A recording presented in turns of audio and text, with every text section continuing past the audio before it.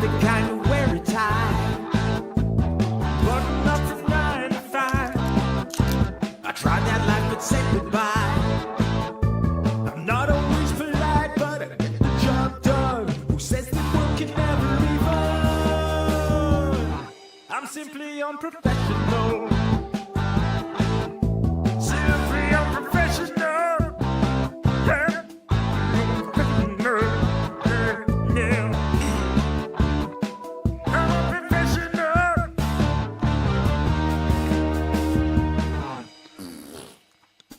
Good evening, everybody. Welcome back to another episode of Simply Unprofessional. I'm your host, Webby, and joining me tonight, we got Devin. Hey everybody, how's it going? Devin, how are you doing today? Honestly, I'm a little tired. Yeah. Little tired. I feel you. Tonight's episode's going to be a little short, or maybe it's going to hopefully be on the little shorter side. I got this crazy ass cough, and yeah, it's wiping me out. I don't know what it is. But tonight, Devin, in lieu of, by the time this comes out next week, season 3 in Diablo 3 comes out. I figured we talk a little bit about Diablo as a series. Sounds good to me, boss. So, I'm a huge fan of Blizzard Entertainment and most all their games. Diablo has always been my favorite out of all their games. And I've played all 3 Diablos. I've played the original Warcraft games, you know, the ones where you type into the chat glittering prizes and then you'd get a bunch of gold and timber and all like resources and stuff. And yeah, I've played all of them. But Diablo has a special place in my heart. I spent a long time playing, especially Diablo 2. And I apologize for my cough. So you guys are just going to have to bear with me here. But Diablo 1 was released in 1996 by Blizzard Entertainment. It's according to Wikipedia, it's an action role-play hack and slash video game. Is that a safe assumption? Is that a good classification for these games? Yeah. Yeah. I think that's fair. I think so. Now, Diablo 1 is set in the fictional kingdom of Kandurus. It's located in the mortal realm, which we'll get more into. There's 3 different realms. But as a player, you get to control, in Diablo 1, you get to control one of 3 different classes. And essentially your goal is to travel down through the cathedral underground and kill the Diablo, the Lord of Terror, below the town of Tristram, where you start. I believe in Diablo 1, you enter the cathedral, and then once you go down, there are 16 randomly generated dungeon levels. I think it was 16 or 17. I don't remember which one now. And then ultimately you enter Hell itself, where you get to face Diablo. Now, each of these levels have different monsters, and mini bosses, and stuff for you to fight. It was really fun playing Diablo 1. Did you ever play Diablo 1, the first one? I never played Diablo 1. Okay. Mainly So because I was 4 when it came out. Oh, Jesus Christ, I feel so old. All right. I mean, fair enough. So I will say, in Diablo 1, the 3 classes that you originally get to have, you have the warrior, who is exactly what he sounds like. He's the guy who he can kind of take up more of a beating than the other classes. He's a melee class. And he had the ability, if I'm not mistaken, he could repair items in his inventory without having to go back to town every 5 seconds. He could repair items in his inventory, but at a cost of overall durability. Okay, so essentially, for those of you who have never played these games, if you kill a monster and a sword dropped and it had 100 durability, and you start using it and whatnot. You could, if it broke, it's no good to you anymore. So you'd have to go back to town and then repair it, and then go back and continue fighting. Or if you were a warrior, say you had that 100 durability and the sword broke, you could fix it, say at the cost of 10 durability. So now it only has 90 durability, but the sword's fixed and you don't have to travel all the way back to town. That was kind of the warrior's thing. There was the rogue, which a lot of the D&D fans out there, this rogue was a more of a ranged character. You did not use melee weapons with this rogue. You were more bows. I don't even think you could use throwing knives. I think it was all just you had bows. Maybe darts. That might have been a thing. The rogue's special thing was you had the ability to disarm traps, which came in handy. And then the last class you could be was the sorcerer. And this was like your ranged spellcaster class. And his special ability, I guess, to start the game off is he was able to recharge weapons at the cost of overall charges. So similar to the warrior class with repairing stuff, you would get stabs of like fireball, where it might have like 5 charges, and then if you ran out, you could recharge it, but now you'd only have 4 charges for the next use. But you could cast spells using these items, essentially.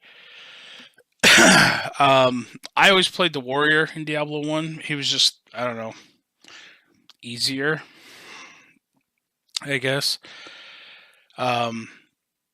There was an expansion pack for Diablo 1. It was called Diablo Hellfire. It was released in 1997. And with that, they came out with another class. It was the monk, who was kind of a mixed melee kind of class. It wasn't quite the same as the monk class in Diablo 3.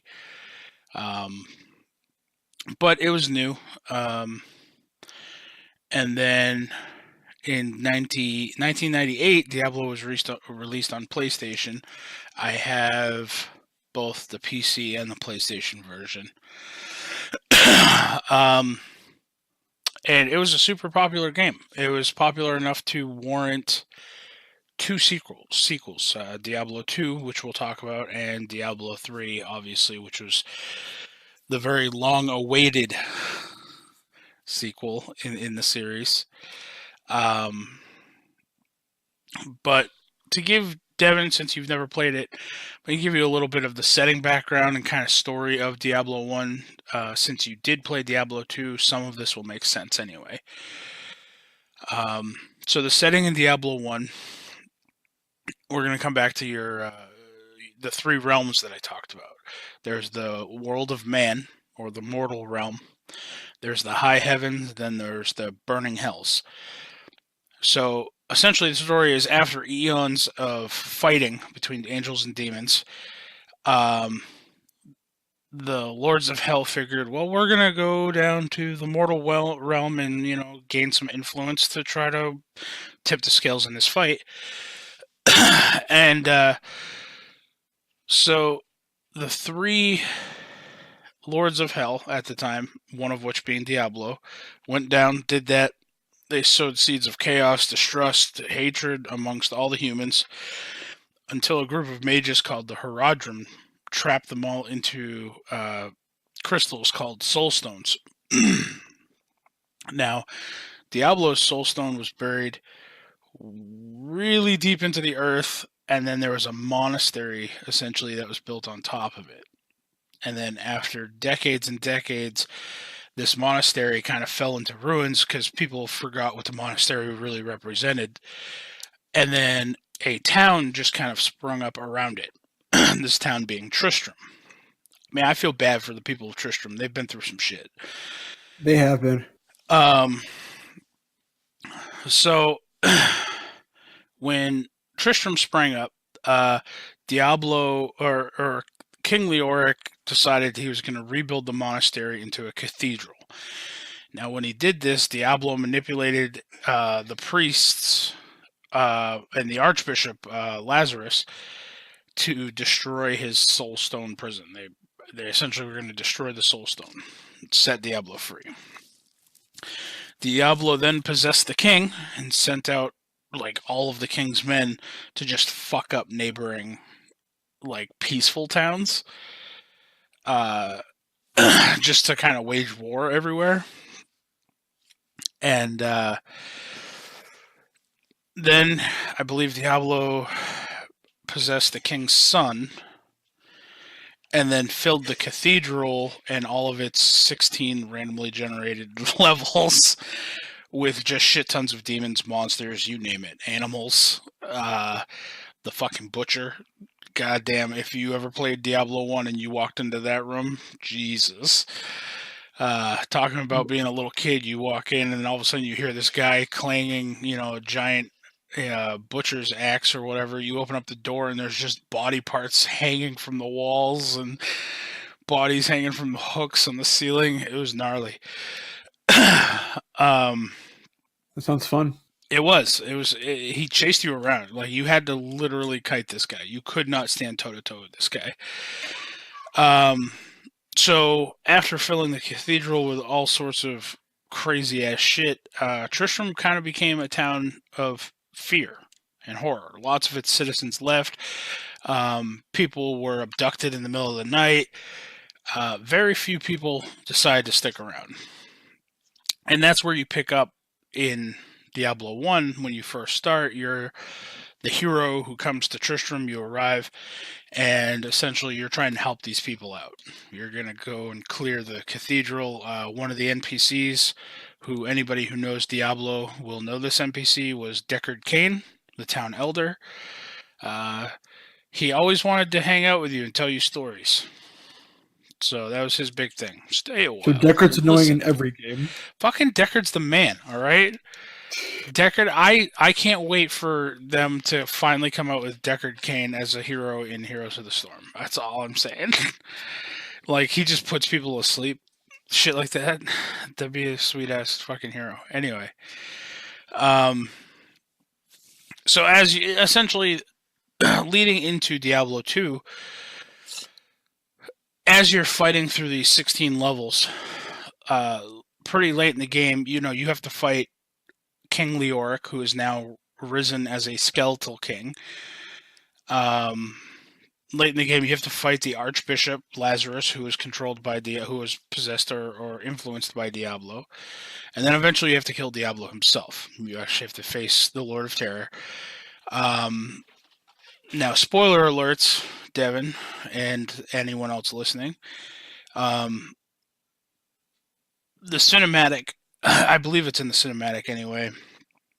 When you beat Diablo, it shows you essentially destroying Diablo's mortal form, and then you literally rip the soul stone from Diablo's forehead, and you just jam it into your own face. Like, I don't know what possesses the hero to do this in the end of Diablo 1. But you drive the soul stone into your own forehead, and you contain the essence of Diablo within yourself. Now, it was my understanding, and I didn't read much into this. I haven't done a whole lot of research. In Diablo 2, you played Diablo 2, right? Yes. You know the Wanderer guy? Who's essentially the narrator of the story? Yes, that guy. And he's always the cloaked figure or whatever. Yep. I think that is supposed to be the hero from Diablo 1, because I'm pretty sure he's the one who he has the soul stone in his forehead. I think. I'm pretty sure. But anyway, that's essentially Diablo 1, which brings us into Diablo 2. It's again, Diablo 2 was released in 2000 by Blizzard Entertainment. It was hands down, it was voted one of the most popular video games of 2000. And it also had an expansion called Diablo 2 Lord of Destruction. Now, the difference with Diablo 2 versus Diablo 1, it's the similar style. It's a hack and slash RPG.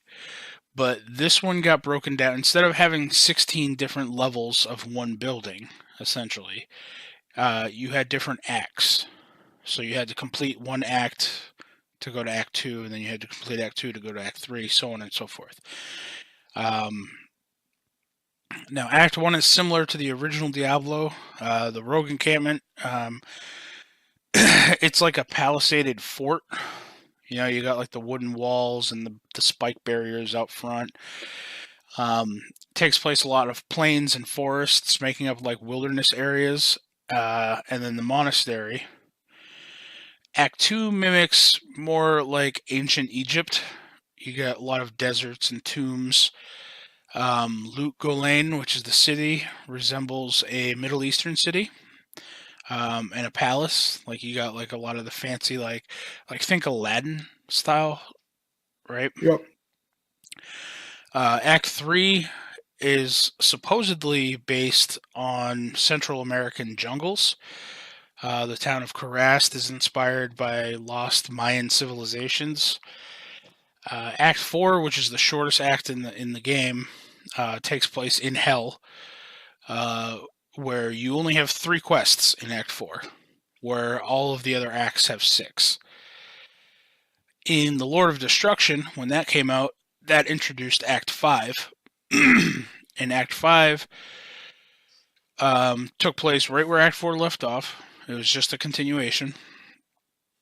And in Act 5, you mainly get mountainous surroundings and stuff, and you're essentially trying to climb this mountain the whole time. You're trying to climb Mount Ariat. You gotta go inside caves and stuff. I know there's like a frozen area that I didn't like. And then let's see, once you get to the peak, you had to fight the 3 dudes to be led inside to the Worldstone Keep, where you essentially had to fight one of Diablo's brothers. And that's the thing, is like in Diablo 2, the end of each act, you end up having to fight one of Diablo's siblings. I think the Act 4 was where you actually had to fight Diablo. He was the end boss until the expansion. I think that is correct.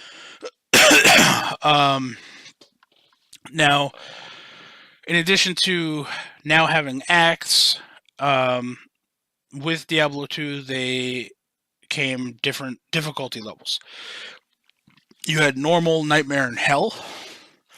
You had to complete the game on normal to unlock nightmare, then nightmare to unlock hell. Essentially, any type of gamer, you'll understand this. The higher the difficulty, the stronger the monsters.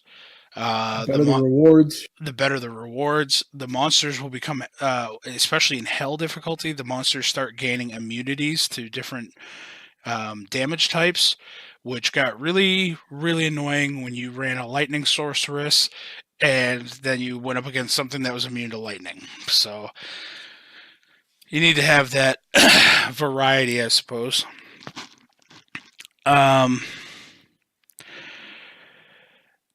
Now, my favorite part of Diablo 2 was, and anyone who knows me is going to think I'm crazy, but they'll understand this. I have a feeling. Go ahead. What do you think? Was it the cow level? No, although that was really fun. That was fun. That was my favorite level. One of my favorite things about Diablo 2 is the introduction to creating hardcore characters. I haven't been in so long. This is where I fell in love with creating hardcore characters. So, for those of you listening, in normal mode or softcore, as some of us call it, you create a character, you play the game, you run through the game. If you die, you just gotta start back and then run back and get your body and get all your gear back and whatever. And you might lose some money for resurrection and then maybe durability, right? So essentially all you're losing is gold. In hardcore, if you die, you lose the character and everything on it. So if you've invested X amount of hours into playing this character to get him up to a max level, you got all this cool gear, and then you slip up and you make one fuck up and you die. It's the end of that character. C'est la vie, you know. You gotta start all over from level 1. Some people think that's insane, and I understand that. I do. I really understand the fact that some people don't want to play a game to lose their stuff. But at the same time, the reason why I'm so adamant about playing hardcore and why I enjoy it so much is you really have to adapt. You have to be far more aware of what you're doing at all times. You have to be more cautious. You have to go about things differently. If you're fighting a boss that normally you just run in there, hack and slash, die, resurrect, run back in there, grab your body, hack and slash, die, and rinse and repeat, you can't do that on hardcore. So you got to find a way to beat this boss and its mechanics another way. Kite them. Use the terrain for your benefit. You have to build your characters slightly more defensively. Things like that. I'm sorry, my voice is getting really scratchy, isn't it? My apologies, Devin. Are you No big deal. All right. I'm here. So, that's kind of why I like playing hardcore characters. Is it's that, when a monster runs in there with a bunch of affixes, which we'll get into in Diablo 3 more, and all of a sudden your whole screen just lights up with a lot of shit that you're not supposed to stand in. Number 1 rule in Blizzard games, do not stand in the shit. Okay? That's the number 1 rule. You stand in shit, you die. So when your screen fills up full of this stuff, you get that innate fear like, I gotta fucking get out of here. Or else you're gonna die. And don't get me wrong, I've lost my fair share of characters, most of which for stupid reasons. Let's not bring up the mortar thing.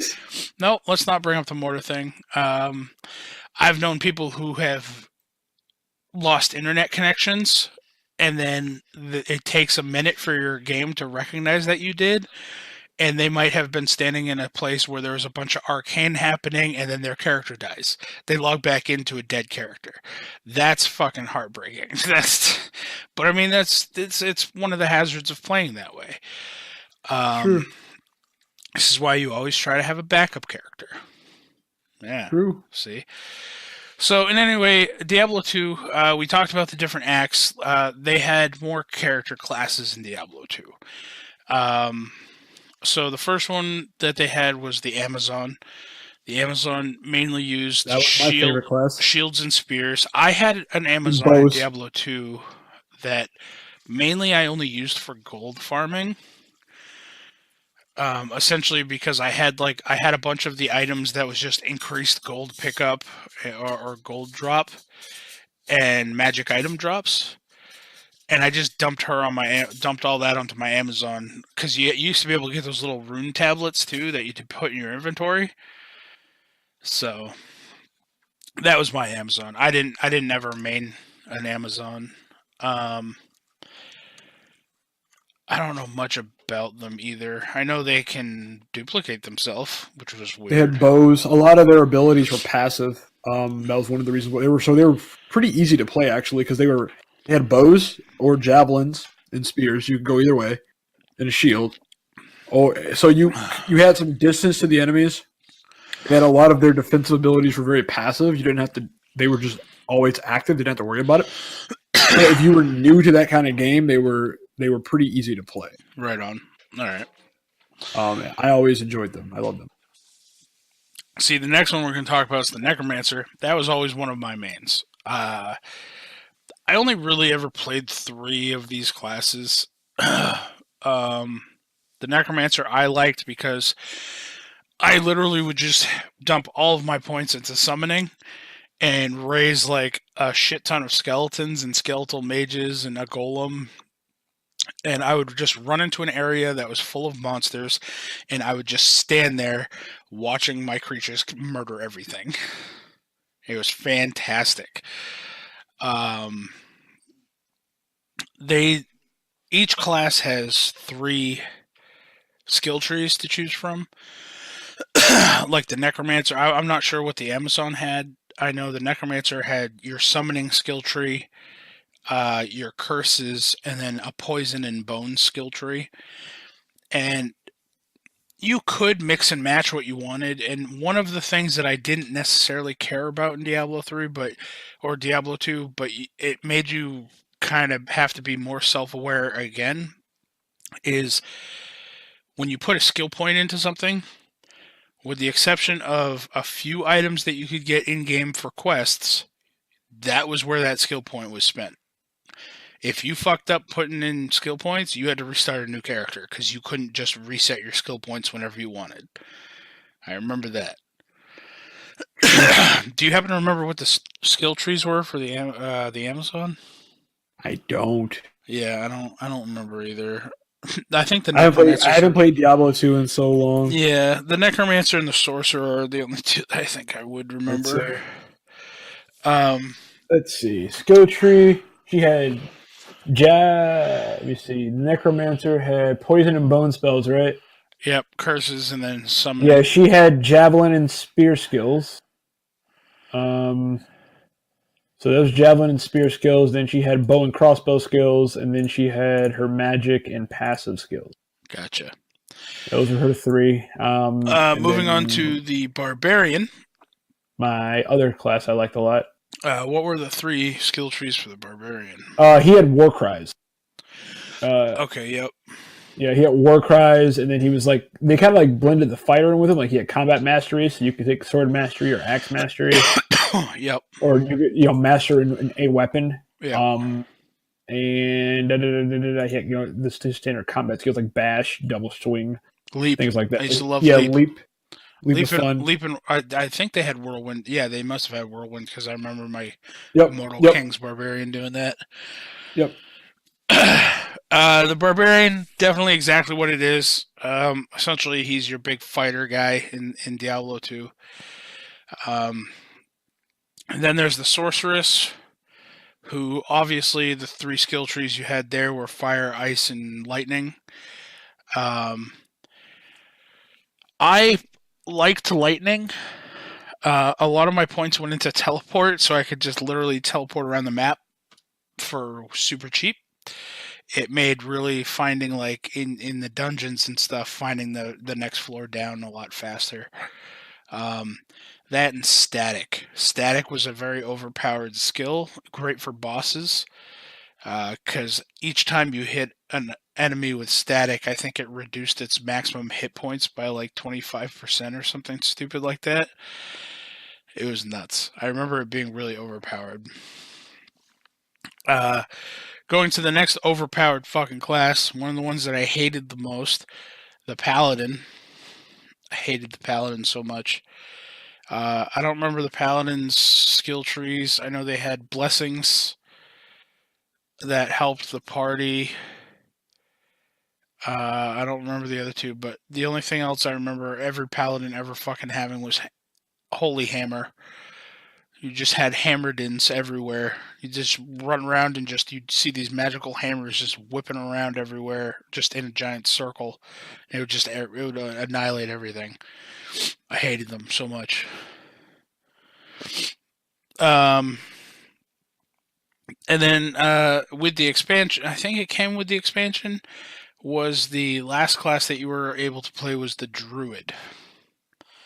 I liked Druids, but I never got the expansion, so I never played the expansion classes. See, I liked the Druid, but to be, at least back then, one of the only ways to be a good Druid was you had to go into like the elemental magic tree, essentially, and get like Armageddon.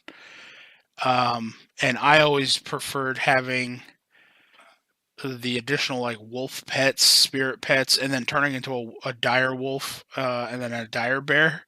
Like you could turn into these things. It was sweet. They had shape shifting. It was nice. You could turn into a werewolf. It was great. But like the werewolf and werebear and stuff, that wasn't late game very good as far as spec goes.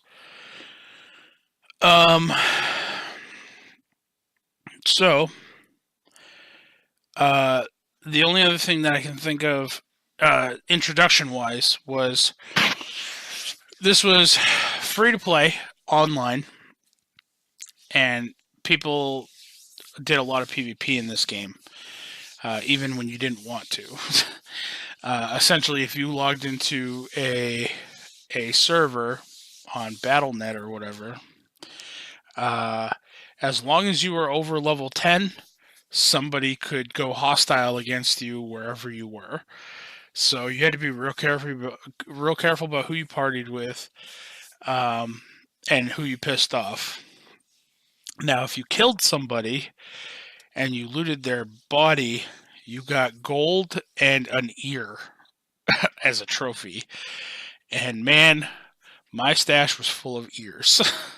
And it told you, like, whenever you moused over it, it would tell you the player's name too.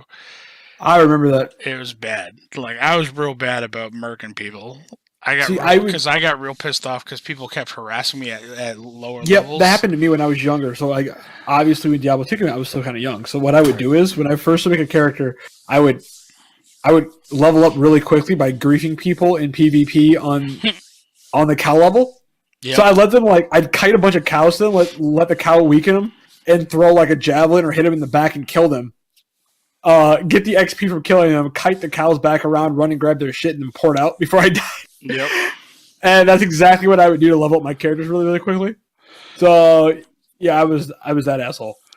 So now with Diablo 2, they had a couple special things. One of them was the Seeker Cow level. So essentially what you would do is you'd have to go to the Rogue encampment, and you could buy... You had to visit Tristram, which was now a ruined town. It was taken over by a bunch of shit. And then you had to go to one of the NPCs in Diablo 1. His name was Wirt, and he always tried to sell you stuff at overpriced prices, like super inflated. Like, it was dumb if you bought anything from him, but sometimes you had to. In any case, Wirt had a wooden leg. So in Diablo 2, you go back to Tristram, you grab Wirt's wooden leg, and you put that in a cube that you would get in Act 2, the Horadric cube. So if you put, depending on how many tomes of Town Portal or how many scrolls of Town Portal you put into a tome, would determine the density of the cow level. I always put it at 20. Why wouldn't you? So you put the Tome of Town Portal, Wirt's leg into the Horadric cube. I don't think there was another item that you had to put in there. I think it was just those two. And then you go to Act 1 and you transmute it, and it opened up a red portal. You walk in, and it's just this massive level with bipedal cows carrying halberds going moo, moo, moo, just mooing at you. And it hurt. It was scary. They had the numbers. I'll tell you that much. There were so many cows in that level. And then as you're murdering the cows, you come across a special cow called the Cow King, who would drop special gear. It's a really good way to get money and items and gems and stuff like that. The other special thing that they introduced was, it was random, but as people vendored, I think they were called Stones of Jordan. You just vendor them to a vendor, right? You would have a chance that as you're playing, your screen would shake, and then you'd get a message come across saying, Uber Diablo now walks among you, like walks the earth among you, or whatever. Now, what Uber Diablo was as you're running around in that game, if you had that, he's somewhere in your game on one of the acts. So you could go back, you could run around, and then you would have a chance at randomly finding this giant Diablo who was clouded and like it was black and like shadowy. And then you could kill him for a body part. I believe it was a body part or a key. I don't remember now. But essentially you get so many body parts, and then you can open up a portal to, I want to say it was Tristram again, where you had to fight 3 Ubers, and it was fucking insanity. And that was the one thing that me and my buddy Todd, we got there. We farmed all the stuff we needed, and we got to that Uber level, but we could not beat those guys. Like, those guys are just super hard. So, but yeah, those were the cool little secret things that didn't necessarily, affect your gameplay. You could just play the game and beat it without having to ever even do any of that, but it was neat. I liked it. So, moving on from that one, or did you want to talk about the plot? We don't have to. I don't remember all of it, to be honest with you. Yeah, I don't remember much. I'd have to go on like the wiki or something to look up the plot of that one. It was far more in depth. I will say, lengthwise, Diablo 2 was probably twice as long, if not more, than Diablo 1. But so after Diablo 2, I want to say, when did the expansion come out? The expansion was released in 2001. Diablo 2 Lord of the Destruction, right? So from 2001, and keep in mind, this was just a couple years after Diablo 1. There's Diablo 1, the expansion in 97, a couple years, and then Diablo 2 came out, and then the year later, the expansion came out. So a bunch of Diablo fans figured, okay, well, a couple more years and we'll get Diablo 3. We waited those couple years. Nothing. We waited a couple more years. Nothing. Diablo 3 was released in May of 2012.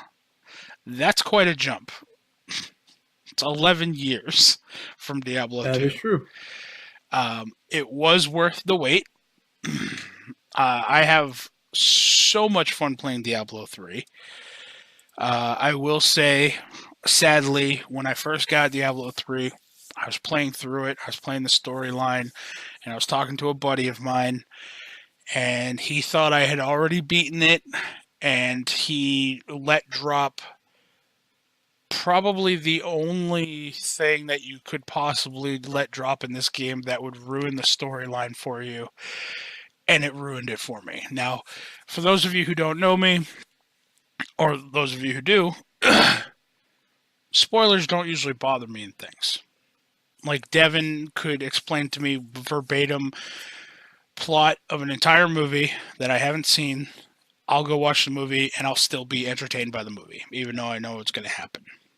Right? Because it's the act of actually seeing it. Was not the case with Diablo 3. Diablo 3, we waited 11 years for this expansion. I was super, super excited, and then my buddy fucking ruined it, and I was so pissed. I was so pissed. Now, Devin, have you played through the story of Diablo 3 yet? Yes. Okay. So to give you the idea, and anybody else who has played through the story, I'm sorry, I will not spoil it. If Devin wants to, he can. It's just because it was spoiled for me. This is the one thing I refuse to spoil it for. But my buddy told me who Diablo was. I was like, "Oh, you shitbag," because that was quite the oh shit moment when I first heard about it. But so yeah, this game got released 2012. It's the third one in the franchise. There's also an expansion called Diablo 3 Reaper of Souls. Let's see. This one there's a second expansion called Rise of the Necromancer. If you can't tell, there's a necromancer in there. Classes. I'm fucking racking my brain. The Witch Doctor. Barbarian. Yep, you got your Witch Doctor, who is all about, again, summoning creatures to help you out. Not a fan. Dude, hard. They're pretty gnarly if you get the right set. Oh, I know they're good, but Um, I hate using them personally. uh, they have poison skills, much like the early on Necromancer from Diablo 2. And then they have, summon, poison. I don't remember what the third skill tree is. I don't remember. Oh, they don't have skill trees in Diablo 3. That's right.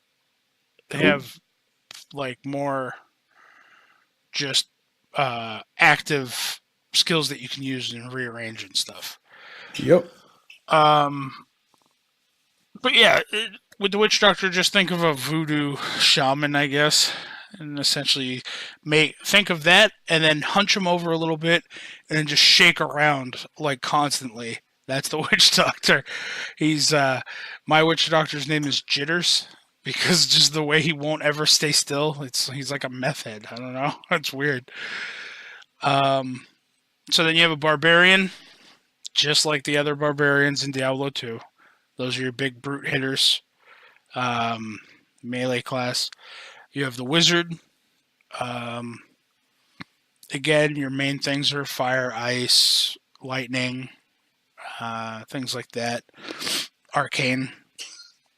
You have a monk, which is a melee class, who I think like one of the better things on the monk is like sweeping wind. You just encase yourself in like this wind that swirls around you. Increase your toughness by a lot. Sacred Wind is dope. Yep. You can get unlimited stacks of it. It's also dope. The Demon Hunter, which is like your archer, essentially. The only class I've yet to play outside of the Necromancer. Really? Yeah, I don't own the Necromancer, so I can't play it. I have not played a Demon Hunter. Gotcha. That's going to be my next season. I'm playing this season as Demon Hunter. Me and you, then, unless I play Monk. There's the Crusader, where my Crusader is dope. I love my Crusader. He can not really ever get hurt in hardcore, but I don't do enough damage. I'm sure if you crank the Torrent up enough, he could get hurt. I'm on Torment 13. That's as high as it goes. Oh, okay. Well, there you go. In Greater Rifts, I can take a little bit of damage, but the thing is in really high-level Greater Rifts, my Crusader doesn't do enough damage himself to get through it because Greater Rifts are timed. Yeah. So my Crusader is very much built to have one or two additional DPS with him, pretty much doing all the DPS while I just tank everything, right? And then the Necromancer, which is the newest member of the Diablo 3 family. I just recently leveled one up to level 70 for the first time. I had a lot of fun with them. Love Corpse Explosion. Corpse Explosion's really fun. Yeah. The plot of Diablo 3, essentially you're a Nephilim, apparently, which is, I guess, a child of an angel or an archangel and a human. So, like, you're beefier than most normal people. Same thing with Diablo 2. Diablo 3 follows acts. So, you have Act 1 in New Tristram. I'm trying to think. You definitely can go back to Old Tristram, I think, in this one. I don't remember now. Yeah, anyway, in Act 1 is one of the places where, much like the cow level, not as good as the cow level, though. In this level, if you get Wart's leg, I believe. Yeah, so you do have to go back to Old Tristram. And then some other stuff. You can make a Staff of Herding. And then you figured Staff of Herding. Okay, this is going to be cows. You open up a portal at a dead cow. And then you walk in. And Diablo 3, very dark, dreary, right? It's not a very happy, fun place.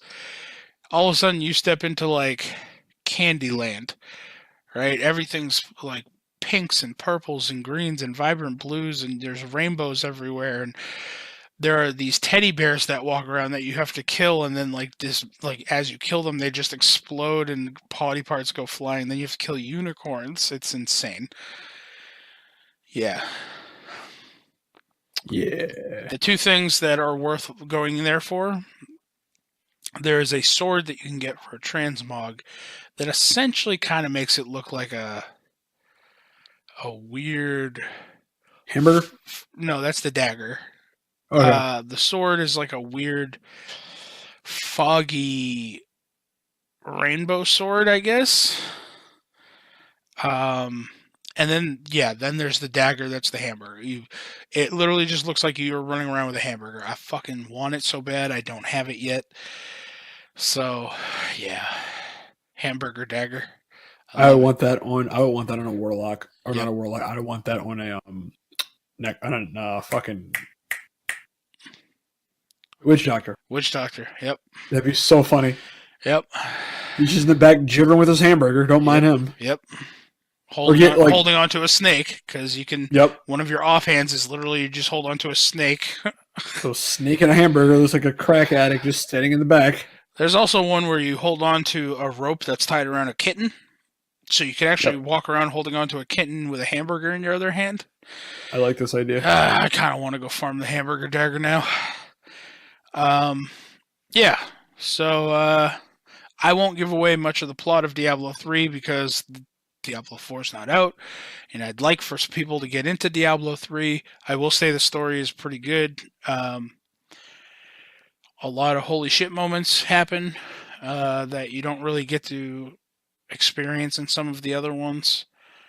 But yeah, essentially you fight Diablo, you fight a bunch of just big ass bosses and stuff. The Butcher makes a return of the Butcher from Diablo 1. He's not very nice in this one either, though. You get to call back to Diablo 1, you get to see King Leoric again, skeletal King Leoric. They do a lot of storylines through books that you can pick up, and then they'll just narrate it to you. So you don't have to read them. But yeah, so essentially that's Diablo 3 in a nutshell. I don't know if I missed anything. I know that So. I want to say it was on the console versions, like on the Xbox. I don't even know if they actually did it or not. It might have been a rumor when I heard it, but I really wanted them to put it on Diablo 3. There's a thing where, kind of like the Uber Diablo from Diablo 2, it'll randomly pop onto your server, right? And it will avidly hunt you down. Wherever you are, it will come to you. And then you have to fight this thing. If you lose, it kills you, and then it will pick somebody randomly on your friends list and go hunt them down in their games. I fucking loved this idea, and I really wish that they would put this on PC, but I don't think they have, and I don't think they have plans on doing so, and I really wanted this to happen on hardcore.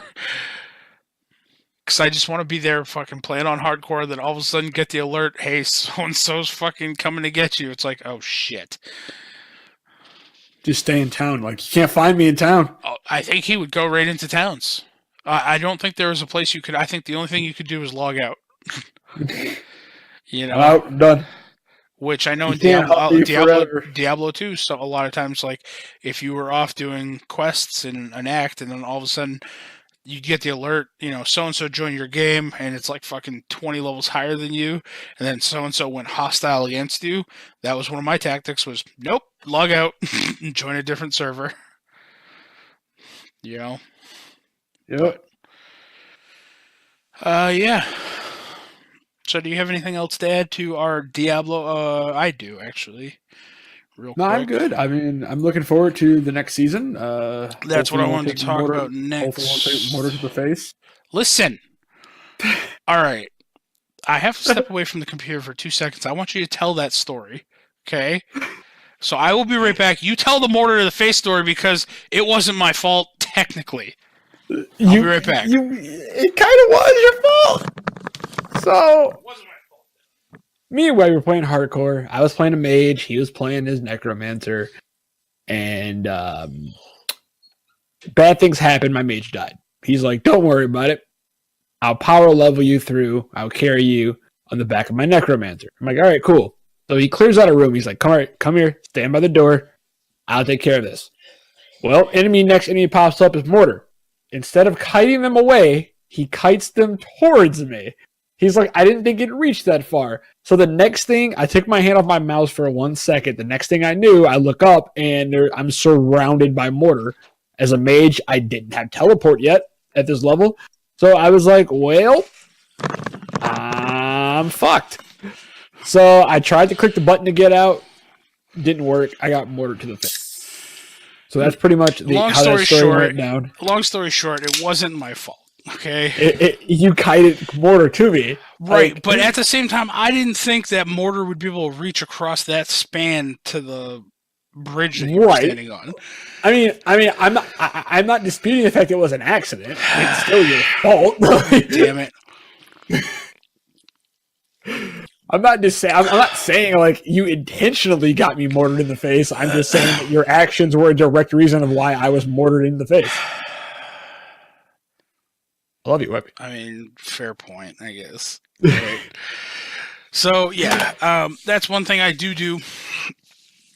You gave me a mortar in the face? No, if Devin was mentioning the fact that I was power leveling him to get him caught up, because it's one thing I do enjoy about Diablo 3 especially. Like, if I had like a level 70, which I did at the time, if, say, Devin wanted to come play with me, but he wasn't level 70 yet, there are ways where I can get him up to level 70, barring any type of accident, and then we can play together.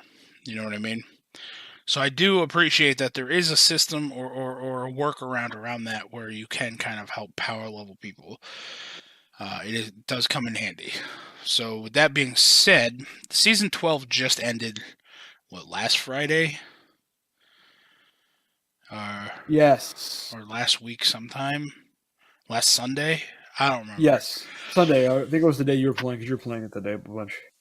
So, Season 13 comes out. When this comes out, Season 13 will be coming out next Friday. Next Friday at 8 p.m. Eastern Time. Now, with each... I really want to do this, okay? With each season, you get cosmetic rewards and portraits and stuff if you complete different challenges throughout the season. They give you a list of challenges to do, along with whatever character you decide to play. If you get them to level 70, and then you do this checklist of challenges, it'll give you eventually a whole entire set piece for that particular season. Okay?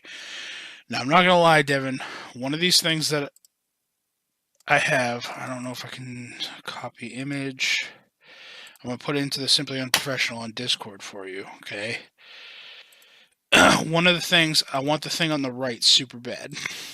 So we have to do the challenges on this season. I think that's a pet. Okay. Let me go here. Now, pets in Diablo 3 will just run around and collect all your gold on the screen, which is super handy, so you don't have to. We are power running this. Yes, because I really want the bloody teddy bear. Pet. I want the bloody teddy bear. Fuck the armor, fuck the weapon. I want the bloody teddy bear. The armor seems to be the same every season. I don't know. I haven't gotten any new armor. It's always the weird hat with the feathers on the back. I've never completely finished the season to get... So it says here, in addition to the helm and shoulder slots of the exclusive Conqueror set, a brand new series of portraits, themes around Imperius will be available. Those who enjoy collecting pets will also be pleased to see a new arrival, Blaine's bear. While traveling together, you may be tempted to ask him why he's covered in blood, or try removing the sharp object he carries around. We strongly advise against this, is what they said on the thing. Um, so part of the season journey rewards that you have coming up next season, which is I believe season 13. If you've been playing the past few seasons diligently and reached Conqueror in the season journey each time, you've accrued a few extra stash tabs. Players who have not yet earned a total of 4 stash tabs via this season journey can still unlock an additional one by completing the following tasks at the Conqueror tier. So once we get all of our set items and stuff, I think there's 4 chapter things we got to do. The 4th chapter will give us our full complete set. And then after that, you can enlist in this Conqueror thing. You have to complete a Torment 13 Rift in under 5 minutes, which is hard. Yes, it is. You have to complete a Greater Rift 60, level 60, solo. Kill Greed on Torment 13. Kill Cydia on Torment 13 in under 15 seconds. Reforge a legendary or set item. Augment an ancient item with a level 50 or greater legendary gem. Level 3 legendary gems to 55. And complete 2 conquests. So it's going to be hard. It's hard. It is hard. So some of the conquests you have, let me see. Sprinter, complete acts 1 through 5 at max level in under 1 hour. So you have to go through story mode. And you have to essentially beat the game in under an hour. Okay. That's doable. But you literally have to have a lot of movement speed. You have to ignore almost everything. You just have to go to basically all of the objectives. Bam, bam, bam. No stopping. Don't worry about gear. Don't worry about drops. Just go do your things. The one that I would, that's the Sprinter achievement. The one that I would opt to do, because we're going to be doing the next season on Hardcore, is Speed Racer, which is complete acts 1 through 5 at max level in under an hour in Hardcore mode. That is a conquest. Divinity, reach Greater Rift level 75 solo. Lionhearted is the same thing, just in Hardcore. The Thrill is reach Greater Rift level 45 solo without any set items equipped, which that's probably more doable, because you can get pretty powerful even without set items, as long as you have the right legendaries. Curses, kill 350 or more monsters in a Cursed Chest event at level 70 on Torment 10 difficulty or higher. That's insane. That's a lot of damage you'd have to be pumping out. And then Master of the Universe, master 8 of the following set dungeons, which to do a set dungeon, you have to have the full complete set for that character. Yes. So I think what I'm going to try to get us to achieve is the Speed Racer one at some point. And probably maybe the Cursed Chest one,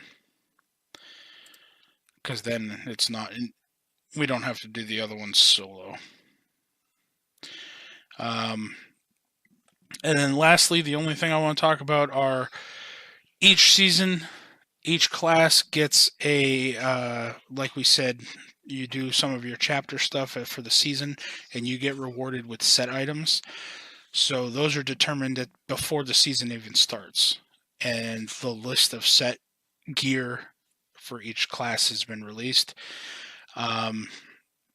So season 13 for Barbarians, you get Might of the Earth set. Crusader is Thorns of the Invoker, which is the run that I build, or the build that I run. I'm dyslexic. Demon Hunter, the Shadows Mantle, which is one that I was considering doing. But if you want to play a Demon Hunter, that's fine. The Monk, you get the Monkey King's Garb, which is all about Sweeping Wind. The Necromancer is the Grace of Venarius, which is, I believe, is the Bone Armor set. The Witch Doctor is the raiment of the Jade Harvester, which is all about the haunts and locust swarms. And Wizard is Firebird's Finery. So those are the set pieces based off of what you want to try to level up come next Friday. All right. And me and you, once off the air, we can discuss what you want to play and what I will play to try to complement that particular choice of yours. And we'll get together with Fur and see what he would like to play as well. All right. Sounds good. So essentially, I think that's all I got to talk about. That's Diablo's history and Diablo 1 through 3 in a nutshell. Devin, you got any questions or last comments? No, I'm good. All right. So where can people find you on the interwebs there, Devin? You guys can find me at DMP_Pookie on Twitter and on Twitch at PookKilledMe. And you guys can follow me on Twitter at JaxForestWalker, all one word. And I'm also on Twitch at twitch.tv/DMWebby. Please go give both of us a follow on Twitch. It would really help us out. And yeah, until next time, as always, fuck Booster Gold. Fuck Booster Gold.